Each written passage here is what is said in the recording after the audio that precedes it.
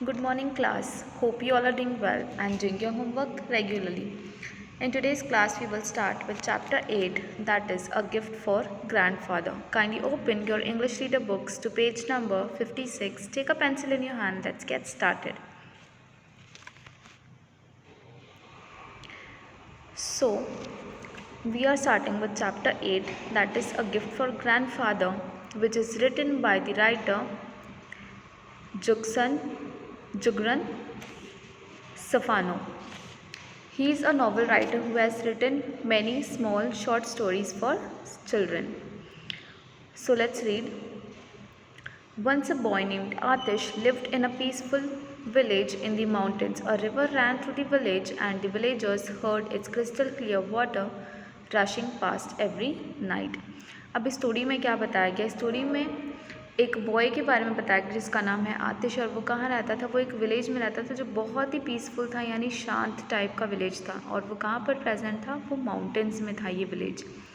और उसी विलेज के बीच से या उसके थ्रू होकर एक रिवर गुजरता था जिसका पानी बहुत ही ज़्यादा साफ़, एकदम क्लीन, यानी क्रिस्टल क्लियर, जैसे हम कह सकते हैं शीशों की तरह साफ़। Kindly underline the word crystal clear and right it's meaning, which means clear और प्योर वाटर, जिसका हिंदी का मीनिंग है शीशों की तरह साफ़। वो बिल्कुल ही शीशों की तरह साफ़ पानी था, और वो जब भी पानी बहता था या गुजरता था तो उसकी आवाज़ें भी आती थी जो बहुत ही सुनने में प्यारी लगती थी। Next, reading from the next paragraph. Each morning at dawn they also heard the echoing voice of Atish's grandfather from the mosque's tower, calling the villagers for the morning prayers. Today, however, there was no sound of his call from the mosque.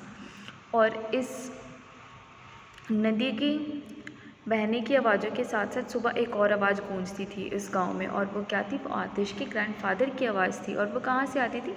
Mask के tower से। Yes, so kindly underline the word dawn, which means beginning of the day. जब दिन की शुरुआत होती है, जब सूरज की पहले किरणें हमें मिलती है तो उसे हम क्या कहते हैं? डॉन, यानी दिन की शुरुआत अभी हो रही है। और हिंदी में हम उसे क्या कहते हैं? भोर। So when the day began in the morning, so at that particular time क्या होता था? आतिश के ग्रैंडफादर प्रेयर स्टार्ट करते थे इन द मॉस्क। और जब ये इस प्रेयर को स्टार्ट करते तो उस प्रेयर की आवाज़ इस पूरे गांव में गूंजती थी, यानी एक्कोइंग होती थी। एंड एक दिन ऐसा आया कि उसके ग्रैंडफादर की आवाज़ नहीं सुनाई दी, उस मॉस्क की कोई भी प्रेयर की आवाज़ नहीं आई। सो नाउ ये जो आतिश है ये सोचता है कि ऐसा क्या हुआ होगा कि आज ग्रैंडफादर की आवाज़ नहीं आई, क्या वो बीमार है? He starts wondering, he starts thinking like what could have happened. Wondered Atish, is grandfather sick? क्या मेरे ग्रैंडफादर बीमार है? Kindly open your English books to page number 57.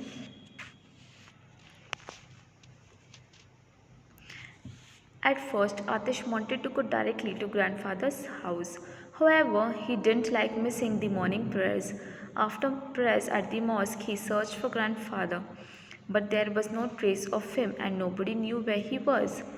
अब आतिश क्या सोचता है कि मुझे अपने ग्रैंडफादर से डायरेक्टली उनके घर मिलने जाना चाहिए ताकि उसे ये पता चल सके कि उसके ग्रैंडफादर बीमार हैं या फिर कोई बात हुई है। So what he thinks that let's go and visit grandfather at his place.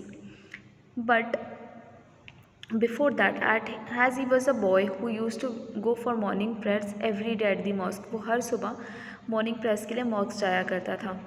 So he decides कि मैं अपने प्रेयर्स को मिस नहीं करूँगा, तो मैं पहले मॉस्क जाऊँगा, अपने प्रेयर्स अटेंड करूँगा और फिर उसके बाद में ग्रैंडफादर को मिलने जाऊँगा.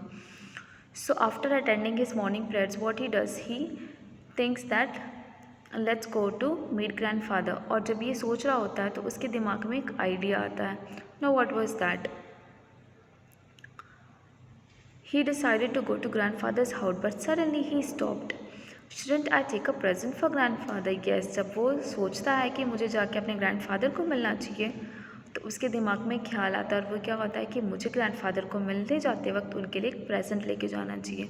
लाइक आपने कभी भी देखा होगा कि जब भी हम किसी के घर जाते हैं तो हम ज़रूर कुछ ना कुछ लेकर जाते हैं ना, as a present. So he also thought that if I am going to my grandfather's house, I should always take something for him as a present. This was the time of the year for gathering makens a nut that his grandfather loved. और ये जो time था, ये उस साल का वो time था जब लोग काफ़ी मैकेन्स गैदर करते थे, और ये जो मैकेन्स हैं ये एक फेवरेट नट थे आतिश के ग्रैंडफादर के। Now I show you image like what makens are exactly. So you are looking at this picture on your screen which is the Macken's nuts. So ये जो nuts हैं ये उसके ग्रैंडफादर के बहुत ही ज़्यादा फेवरेट थे, तो आतिश सोचता है कि आज मैं ये नट ज़रूर अपने ग्रैंडफादर के लिए लेके जाऊँगा।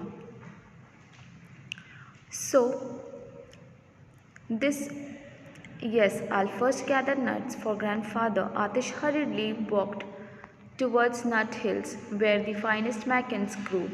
What a pleasant surprise it would be for grandfather to get the gift of these nuts. These shells were very hard, and grandfather could use them for carving his famous rings. These could be sold for 50 rupees each. So वो क्या सोचता है कि yes मुझे कुछ लेके जाना चाहिए ग्रैंडफादर के लिए, और वो क्या लेके जाने का डिसाइड करता है, मैकेन्स, जो उसके ग्रैंडफादर के फेवरेट नट्स थे। सो वो सोचता है कि पहले तो मुझे इन्हें गैदर करने पड़ेंगे, यानी मैं इन नट्स को इकट्ठे करता हूँ। तो वो इन्हें जमा करने के लिए वो तुरंत ही भागता हुआ नट हिल्स तक पहुँचा, जहाँ पर बहुत ही ज़्यादा अच्छे मैकेन्स उगाया करते थे या फिर ग्रो हो रहे थे। और फिर वो अपने दिमाग में जाते वक्त जब वो उस हिल्स पे जा रहा होता है तो वो ये सोचता है कि ये कितना प्लेजेंट सरप्राइज़ होगा, है ना, ग्रैंडफादर के लिए, कि जो उन्हें नट्स पसंद हैं उन्हें गिफ्ट में वही नट्स दिए जा रहे हैं।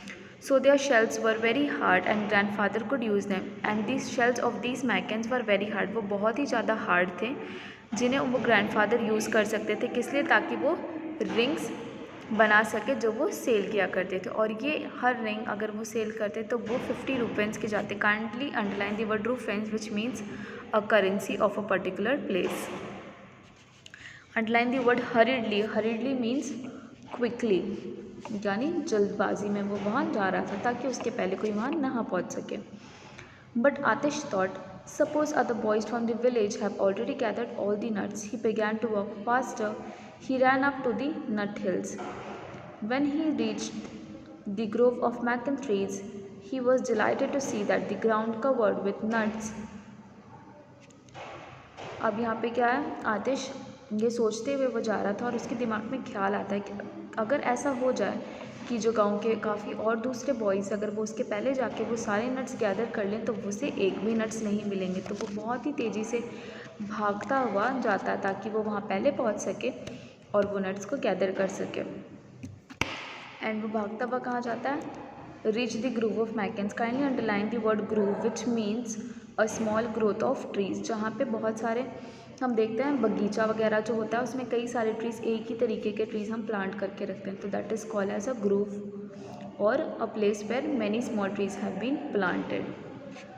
सो he was delighted to see, वो बहुत ही ज़्यादा, जब वो वहाँ पहुँचता है तो वो बहुत ही ज़्यादा डिलाइटेड यानी खुश हो जाता है कि वो जो पूरा ग्राउंड था वो बहुत सारे नट्स से भरा हुआ था, यानी अब तक वहाँ पे कोई नहीं आया था वो नट्स को लेने के लिए।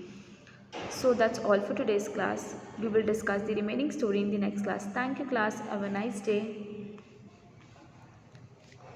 See, whatever has been taught in today's chapter, kindly read that. Try to understand the new words that you have learned. If any doubts, kindly ask questions and clear your doubts. Thank you class. Have a nice day.